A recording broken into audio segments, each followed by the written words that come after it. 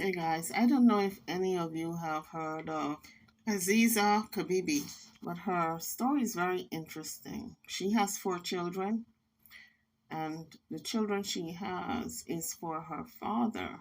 And it's kind of a sad story in a way. So, this video is an awareness video for those of you who are being abused by a family member or anyone, that you should speak out, tell anybody, even if it's a stranger. Tell someone, because in her case, she didn't tell anyone because she was so isolated, homeschooled, not allowed to go anywhere. So it's sad, but let's get into the video. But before we do, can you guys just hit that like button as you're coming into the video, coming into the channel? And also, if you have not subscribed, please hit the subscribe bell. It's going to help my channel to grow. Since you're visiting, it doesn't cost you a thing. So let's now get into the video. You're going to hear her telling what happened to her, and I'm going to be interjecting intermittently. My name is Aziza Kibibi, and I survived over 17 years of abuse at the hands of my father that resulted in 4 children by him. I had a huge family.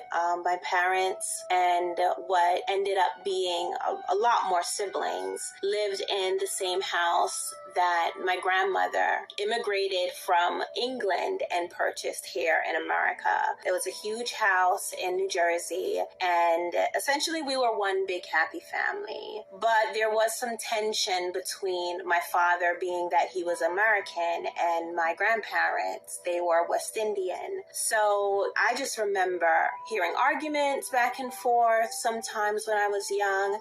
Well, as I got older, I started to witness my father hit my mom. A little sidebar here, folks. Anytime a man beats up on his woman, his wife, his lady, his mate, whatever you want to call that woman, more likely than not, he's going to beat up on the children also. And oftentimes, he will abuse the children.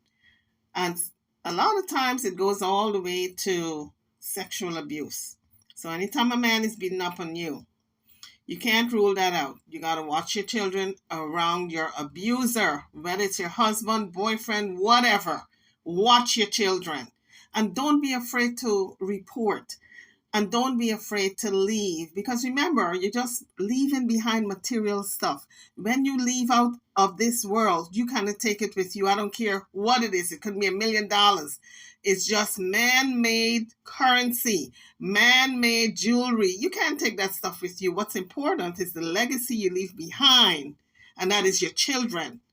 And you have to set an example for them to follow in, that they do not fall into that pattern of abuse. So you got to get out. Let's continue. I got older, I started to witness my father hit my mom. The reasons varied from anything from whether he didn't like her attitude or she confronted him about something in their relationship to issues that they had with my grandparents. And that put a strain on me as a child and my relationship with my grandparents and my aunts. Then he decided that he was going to be polygamous. He was going to adopt the polygamous lifestyle, which my mom's parents were completely against, and that just caused more controversy and more tension within the family.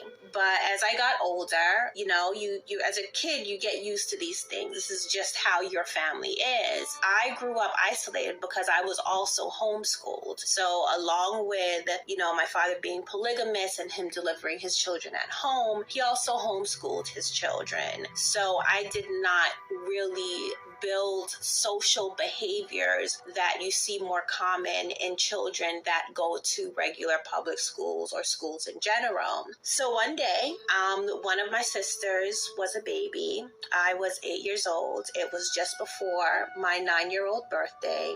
My mom sent me to go talk to my dad. Now, the roles that my parents played in my life, other than being my teachers and my guides for everything everything, all of my knowledge came from them. And all of our rules, regulations, what was right and wrong, all came from my parents. And because I didn't have interaction with many children outside of my family, there was nothing to compare to. So, of course, I was afraid of my dad because he was the one that would dish out punishment if my siblings and I did anything wrong. So when my mother told me that daddy wanted to talk to me alone, I was so nervous because I could not imagine what it was that I possibly could have done wrong. I went into my parents' bedroom when my father was standing, and the things that he said to me was actually very encouraging. And he told me that he was proud of me and that I was very responsible, and he was proud of how well I did with my schoolwork and helping to take care of my siblings. But I still wondered, well, why are we having this conversation separately? So within all of his commending and his praise, he then told me that he had to teach me how to be a woman, which I didn't understand. And he said that he had to teach me how to be a woman. He had to teach me what to do as a wife, and that all fathers did this with their daughters. Then he took me into this little back room that was a closet, and he told me to lay down. And he lifted up my dress. I didn't know what to do. He was daddy. I could not deny him. I could not fight against him. I couldn't even complain. This is how strict he was. But at the same time, I was so uncomfortable because from what I understood, no one was supposed to touch my private areas except mommy whenever she had to check if there was something wrong. He did what he did to me for what seemed like forever at the time. I just closed my eyes and tried to think of other things. Like my favorite thing as a child growing up was My Little Ponies. So I just thought about My Little Ponies and tried to ironically do what my parents had told me to do whenever I had nightmares, which was to have good thoughts. So I did that until I felt him pulling my dress down, and he told me to get up and put up my underwear, and he hugged me, and he said that I couldn't tell anyone and that I couldn't tell mommy because she wouldn't understand. Now, folks, this man had developed a polygamous lifestyle, multiple women, with the blessings of the mother. Well, I can't say blessings. I can say that she was okay with it. I'm sure she put up a fight and she was reluctant. But when you have a man who is very domineering and is willing and able to beat your behind at whim, whenever he wants to, at will, then you get scared. And that's why I'm telling you guys, if you get to that point where you're that fearful of your mate, your husband, your lover, whoever, it's time to leave. That's one of the signs that it's time to leave. You cannot live in fear. So the fact that he took his daughter in this little back room and he was there, she said it seemed like a lifetime. That means that he was there a while with her, doing whatever it is he was doing. I guess he was trying to open her up slowly. That man had disappeared with that child for that length of time. When she emerged, the mother, it was her responsibility to question that little girl, because your husband is supposed to be gone that long, locked up in a room, because I'm sure he locked the door because he didn't want the wife to come in and catch him. Wherever, she said he took her in a back room. The mother was home now. So I'm sure the mother saw the actions and where he was taking this little girl. At least I would think she would be listening, because it wasn't such a big area. But I suspect the mom knew all along, but she was so much in fear she didn't want to say anything. And so this is just a lesson to all of you out there. If you got a man who is beating up on you and you have little girls or little boys, because it happens to boys too, any type of violence perpetrated upon you can be perpetrated upon those children. Physical abuse, and once that man is physically abusing your children and you know that abuse is severe, watch out for the sexual abuse, because that is to follow, okay? Get the hell out of that relationship. Now, it doesn't follow all the time in that order, but what I'm saying is watch out for those signs. If your husband, boyfriend, whatever, takes your girl child in a room, locks the door, trust and believe he's not just talking to that child. There's molestation going on. Use common sense. And it would make her go crazy. And I kept the secret. After that, throughout my childhood, he started coming into my room at night, almost every night, and continued to, of course, at the time as a child, I didn't know that he performed different acts on me growing up. He raped me when I was 10 years old. So it was bleeped out, but she said he penetrated her when she was 10 years old. So before then, he was grooming her, trying to open her enough to penetrate her. That was around the time that he told my mother, and that it was necessary because I had a very bad skin condition. I had allergies. I wasn't allowed to go to doctors. My father basically treated any ailments within the family. How crazy was that guy? She said he told her mother that he was having sex with her to treat an acne problem, a skin ailment, and the mother still didn't do anything. So she knew that this man was sexually assaulting her daughter for all these years. Because I think it started, she says, when she was around 8. So by the time he told his wife that he was sexually abusing their daughter, she was close to 10 at that time, 9 going on 10. So my father told my mom that this abuse that he was doing to me was helping my health overall. And when she told me that he had told her what he was doing to me, I asked her if at the time one of his girlfriends, did she tell her? And the reason why I asked her this was because my father had introduced his girlfriend into me. So his girlfriend would come over, stay the night with my family. My father would get me up, and he would rape me while his girlfriend molested me during the time. The only thing I can think of is that the mother had mental issues and could not function mentally. And so this man was able to do anything. Because for the life of me, can you all tell me why this man he embraced the polygamy lifestyle. He's got girlfriends. He invites one of the girlfriends over, introduced the girlfriend to this child while he was having sex with this child. So the girlfriend could molest this child as he was having sex with her. Both of them were pedophiles, in other words. He hooked up with a female pedophile who liked to have sex with children, and he liked to have sex with children, his own daughters. So, mind you, mom is in the house. Mom is seeing what's going on, because there's no way you can tell me that this man is waking his daughter up, who is 9 going on 10, or maybe 10 at this time. This woman who is a stranger, his girlfriend, is coming into your home as a woman. This is your home. And they are sleeping with your daughter, your young daughter of 9 years old. And I'm sure the mother must have heard the husband getting up in the middle of the night and tipping into the child's room with the other woman and having sex with his child. There's got to be noises. There's no way you can have sex without noise. I'm sorry. Something is going to squeak. Even if you put the child on the floor or put the person on the floor, something is squeaking, honey. All right? If it's not the floorboards, it's your bodily functions and the slurping that's going on. Something is going to be amiss. In other words, you're hearing something. There's no way the mother can say that she did not know. And for the life of me, I don't know why she was not put in jail right alongside her husband, because she was a co-conspirator.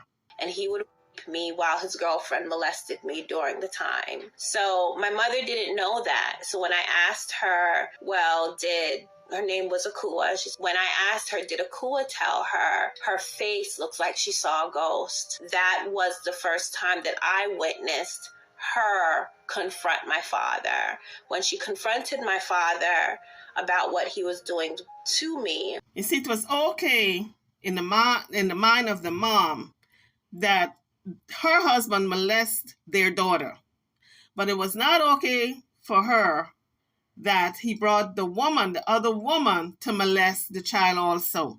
That's when she blew up, and that's when she confronted him about what he was doing to the child. This is why I believe mom had mental issues, some type of mental issues, because to me this is sick. And the fact that he had introduced another adult to me as well. He beat her with a belt. And after that, she did not question him anymore. So that tells me he had great authority over her mother, his wife, that he would beat her with a belt. It must have been severe, but it doesn't matter how severe it was. It was her responsibility to protect her child, and she failed her child. She did not protect that little girl. She allowed that little girl to be abused. Let me call it for what it is. She allowed her little girl to be raped by her father time and time again for years. And then she did not, because she got beat with a belt, she did not oppose to him bringing the other woman to molest the child during the night while he was having sex with the child. The other woman would be molesting her. And so mom dropped the ball. Mom was never prosecuted. As far as I know, mom was never charged for any crimes in this matter. And I don't understand why the ball was dropped.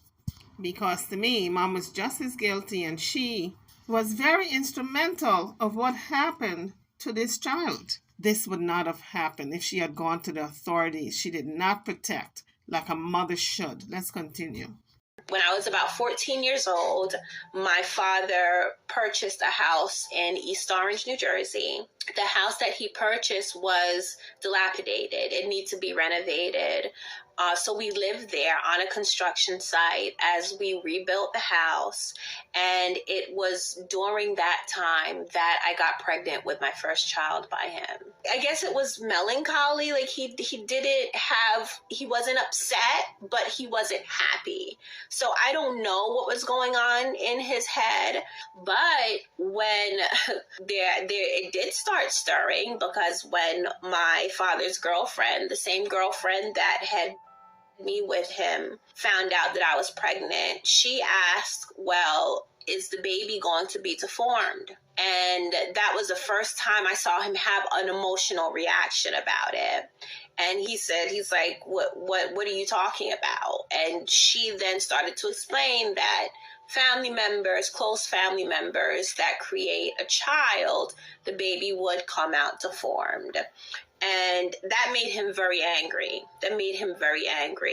And he yelled at her. I don't know what else happened between them, but that was the most emotional response that I had seen him have. Then I had the baby. I started having labor pains, very mild labor pains. I did not know I was in labor. I felt like it was mild menstrual cramps, and I tried to go use the bathroom. Now, we did not have running water. We did not have plumbing. We didn't have a toilet. What we had was a makeshift toilet on a Home Depot bucket with a toilet seat on top of it that then, after it got to a certain level, we would go and dump out in the backyard. We'd bury in the backyard.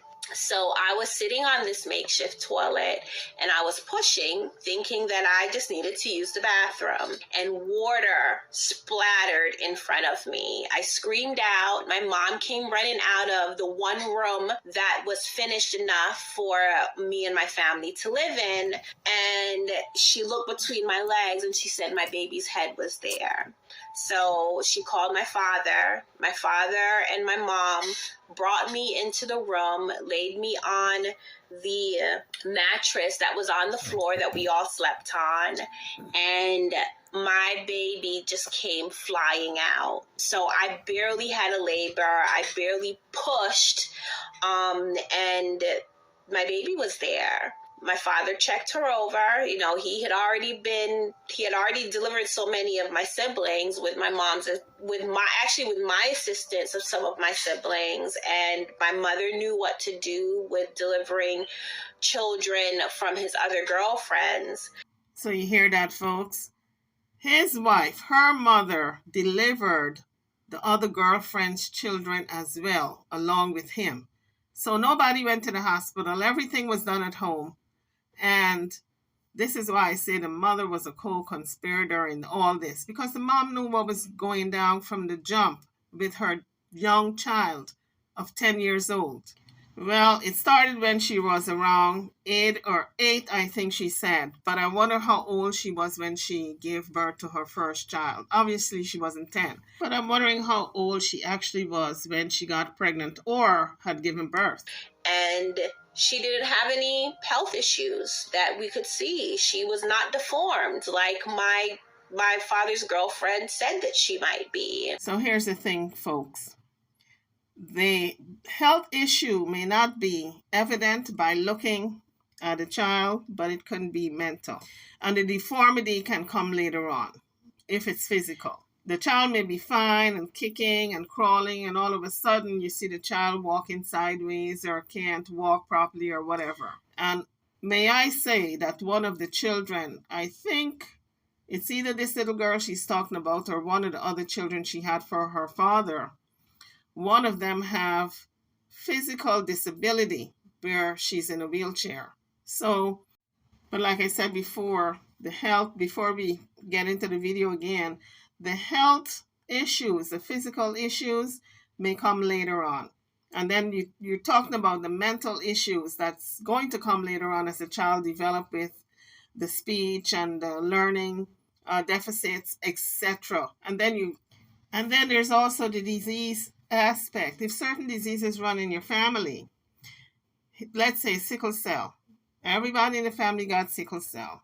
You have an incest relationship with a family member that leads to a child, that child will get that disease also. So all those things you gotta weigh in on when you're talking about incest. And she didn't have any health issues that we could see. She was not deformed like my father's girlfriend said that she might be.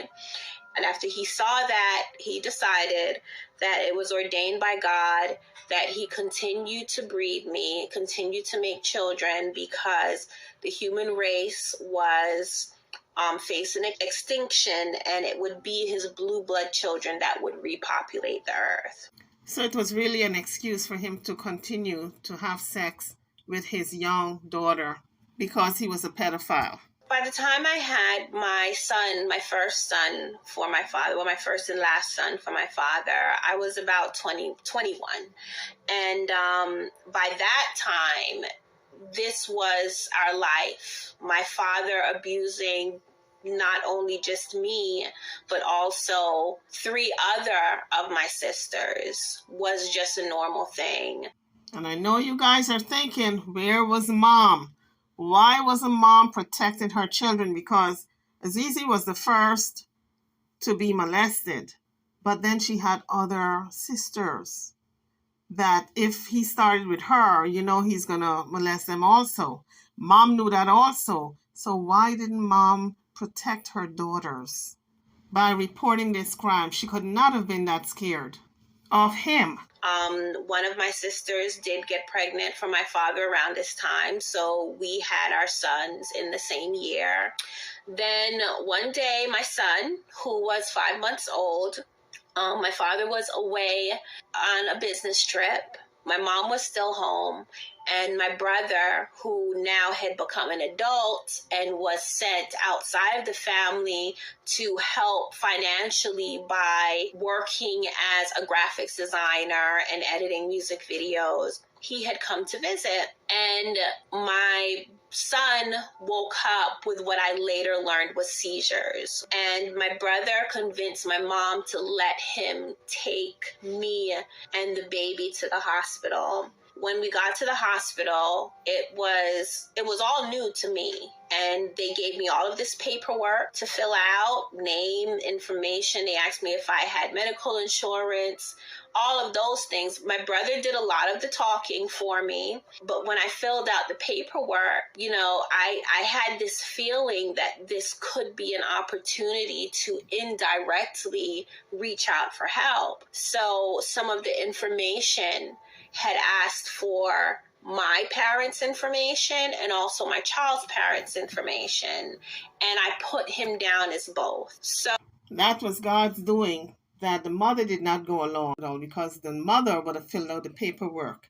And there's no way anybody would have still been the wiser that this child had all those children for her father. also my child's parents' information, and I put him down as both. So that raised a red flag for the social worker at the hospital. So she came and interviewed me. Then on one evening, a woman comes in, and it turned out that she was from what was at the time known as DIFUS. They're now known as DCP&P. And so it turned out that the doctors did call state social services. And when she pulled me aside, the first thing she said to me was that she was taking my children. So I immediately clammed up. I now had my father threatening me, but then this woman wanted to take my children away. And then she did tell my father that she needed to come to the house. She got information about how many other children were at the house. She went to the house. And the next time she came back and spoke to me, she said that she was taking my other children into custody and she was bringing them in the hospital to check them out. And my father was compliant. He did not argue about it. He did not question it, but he maintained his threats to me that I was to not tell them anything. So when I say that all of this difficult, would seem like its own tragedy with what my son went through, ended up to be a complete blessing in disguise, because then my children were taking out of the environment, the toxic environment that my father had created. One day, when my father was taking one of my younger sisters into a bedroom to rape her, I stood up to him. For some reason, I just burst out yelling, cursing him out. I cursed him out. I cursed my mom out, because I realized if she stood up to him way years back, if she reached out for help herself, then this would not have gotten to the point that where we were at the time. So I held her responsible as well. And I took my sister into the bedroom and locked the door. And the next morning I woke up, my dad was gone, because he didn't respond. I think he was so in shock at the time. He just sat down with me yelling at him. And after that, my mom, a friend of the family's, took my mom to report my father for domestic violence, and then a warrant was put out for his arrest. I don't know that much of the process, but essentially that's what liberated us from him. I ended up moving, so my father couldn't find me. And then my sisters and I got together and we talked about reporting him. So we decided to report him to the police. It took them a year to find him. In 2006, he was arrested while trying to leave the country. After he was arrested while trying to leave the country, he made bail, and then he showed up with a child. Part of the conditions of his bail was that he could not be around children. He showed up with, I guess, his most recent child, who was 18 months old, and the judge arrested him on the spot, and they put him in jail with, I think it was a $1 million bail, which he wasn't able to pay.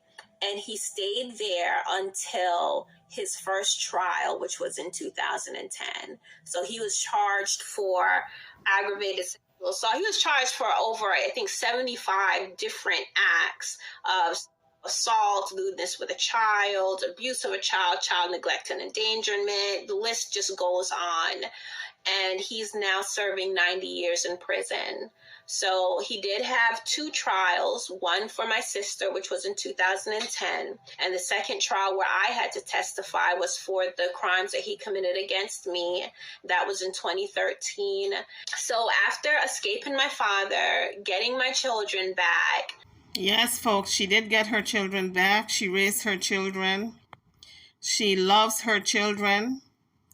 They are not only her children, but her brother and sisters, because I think she has one male child. But these are her siblings all as well as her children. But ironically, in her testimony, she did not mention her mother one time serving any jail time or even being arrested alongside the husband, because the mother knew exactly what was going on from the get go. I think she said it was how many years, 17 years or so, that her father was sexually abusing her. And the mother stood by all those years, aiding and abetting, delivering these children, and not saying anything. After escaping my father, getting my children back, I put myself through college on scholarships mostly, but I graduated magna cum laude with 2 bachelor's degrees, and I speak out about these issues. I have made myself a voice for those who don't feel that they are strong enough to speak out for themselves. And between my book and my nonprofit organization and the work that I do online through social media, it has just really raised awareness about these issues. And my ultimate goal, yes, is to end things like child abuse and domestic violence and gender-based violence, but also shine light on predators. And I know in general, most people, we focus on survivors, and justly so, because survivors have to heal in order to function in the world. But at the same time, we also have to focus on the cause of why survivors have to heal, which are the predators, which are the abusers. So my biggest message to other survivors is that though it may take time, it is possible to heal completely. And if you focus on valuing yourself and understanding that what happened to you is not who you are, and it's really who you are is based on the decisions that you've made and the choices that you make going forward. And in doing that and focusing on yourself and focusing on your healing, you can be healed. There is a light at the end of the tunnel. Can you imagine what this young woman had to go through as a child? And the mother did not serve 1 year, not 1 month, not 1 minute in jail.